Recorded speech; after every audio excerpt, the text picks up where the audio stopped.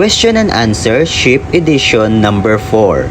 Question number 1. A device designed to efficiently transfer thermal energy or heat between two or more fluids, either liquids or gases, at different temperatures without mixing them.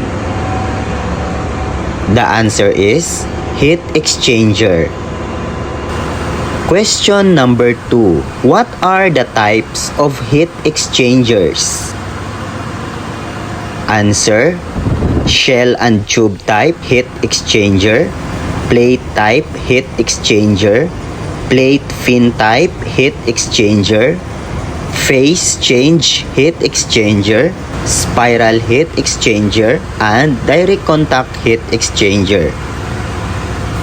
Question number 3. A specialized heat exchanger that converts gaseous substances, usually steam or refrigerant, into liquid by cooling them, typically using seawater. The answer is condenser. Question number 4.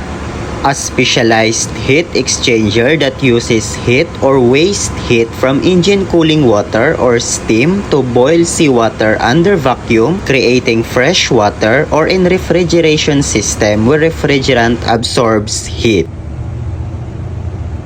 The answer is evaporator.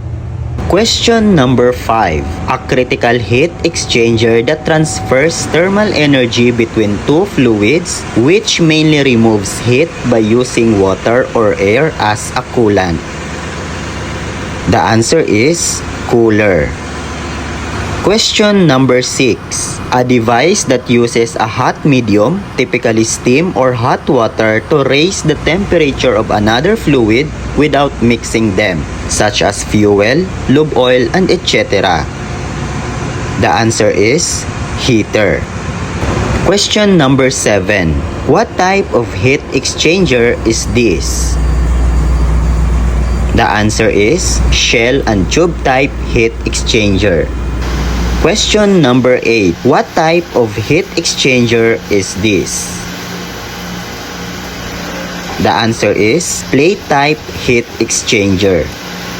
Question number 9. What type of heat exchanger is this? The answer is phase change heat exchanger. Question number 10. In your experience on ships, are there other types of heat exchangers not mentioned in the video? Can you comment below? Stay tuned and follow for more videos.